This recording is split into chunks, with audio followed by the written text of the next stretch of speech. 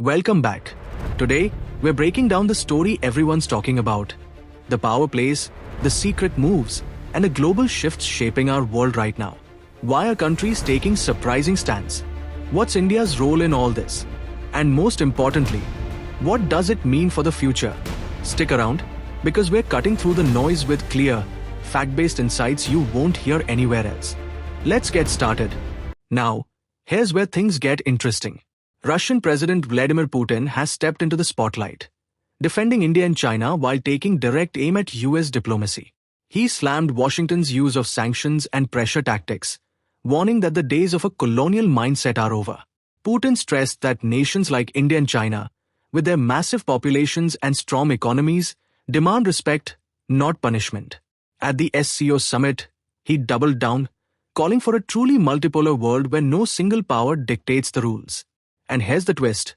This aligns closely with India's strategy of balancing ties with the US, Russia, and China, all while protecting its own interests. Meanwhile, the US has faced growing criticism for its heavy-handed diplomacy. Under recent administrations, America First policies, tariffs, sanctions, and public rebukes have rubbed India and China the wrong way. From questioning India's trade deals to warning against its energy choices, Washington's rhetoric has often backfired. The result? India is doubling down on strategic autonomy, diversifying partnerships with Russia and China, and moving cautiously with the US. At the same time, China is positioning itself as a champion of fair trade and sovereignty, making the global chessboard more complex than ever. On top of that, the US is facing a global backlash, especially from Europe and key allies. European leaders are openly criticizing unpredictable American policies, tariffs, NATO doubts, and sudden withdrawals from institutions like the WHO and the Paris Climate Agreement have shaken trust. Beyond Europe, countries across Asia, the Middle East, and Africa are recalibrating, seeking to diversify ties and protect their own interests. This erosion of trust makes global cooperation on climate, pandemics, and security far harder, showing that US unpredictability isn't just a bilateral issue, it's reshaping the rules of international engagement.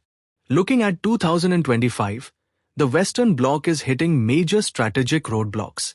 Europe is wrestling with political divides, slow growth, and debates over austerity, while the US's protectionism and tariff battles strain transatlantic ties. NATO faces fractures, with members unsure about collective defense and approaches to Russia. As a result, the West's ability to tackle global crises, Ukraine, energy security, nuclear threats, or China's rising influence, is weakening. The world is clearly shifting toward a multipolar order, where the West no longer calls all the shots, and economic and technological competition adds to the pressure. A powerful Russia-China-India coalition is emerging, reshaping the global balance. The 2025 SCO Summit in Tianjin highlighted deepening ties, with India and China hitting a pragmatic reset and Russia facilitating trilateral dialogue. This coalition isn't just symbolic. They collectively represent nearly a third of global GDP, over 3 billion people, and significant military and economic clout.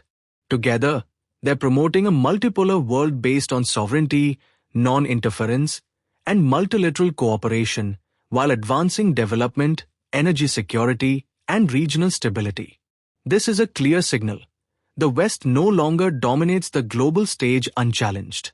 US policies over the past few years have significantly escalated tensions among Russia, China, and India. Aggressive tariffs, public criticisms, and attempts to pressure India over its energy deals and trade with Russia have frustrated New Delhi, nudging it closer to Beijing and Moscow as alternatives to reliance on Washington. At the 2025 SCO Summit, Modi, Putin, and Shaw displayed clear diplomatic alignment, signaling a strategic realignment on the global stage. But despite this public show of unity, underlying mistrust remains, particularly between India and China, given their long-standing border disputes and historical rivalries. The US's unpredictable policies have intensified this caution, forcing India to carefully balance strategic autonomy while signaling that Western dominance is no longer the only option.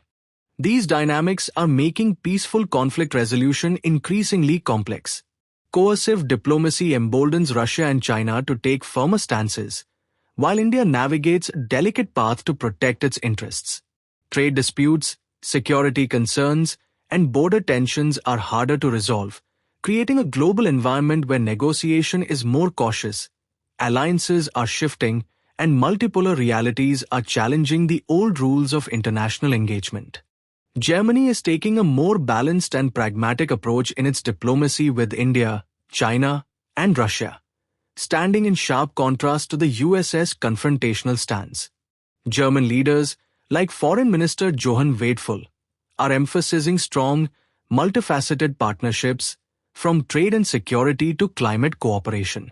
India is seen as a key global player, with initiatives like the India-EU Free Trade Agreement strengthening economic ties. Germany condemns Russia's actions in Ukraine but still advocates dialogue and sees India as a bridge for diplomacy. Meanwhile, the US has taken a much harder line, with tariffs, public rebukes, and pressures aimed at isolating India and China. Aggressive trade measures, visa restrictions, and rigid policies risk pushing countries toward alternatives like Russia and China, reducing US influence and complicating global cooperation. Germany's pragmatic strategy highlights the value of nuanced, rules-based diplomacy in today's multipolar world. So here's the big question for you.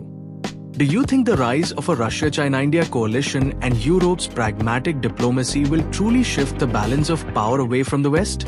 Or will the US find a way to regain its influence on the global stage? I'd love to hear your thoughts in the comments below. And if you found this analysis useful, don't forget to hit the like button, share this video with others who follow global affairs, and subscribe to Policy 360 for more fact-based breakdowns of international politics. Until next time, stay informed and stay curious.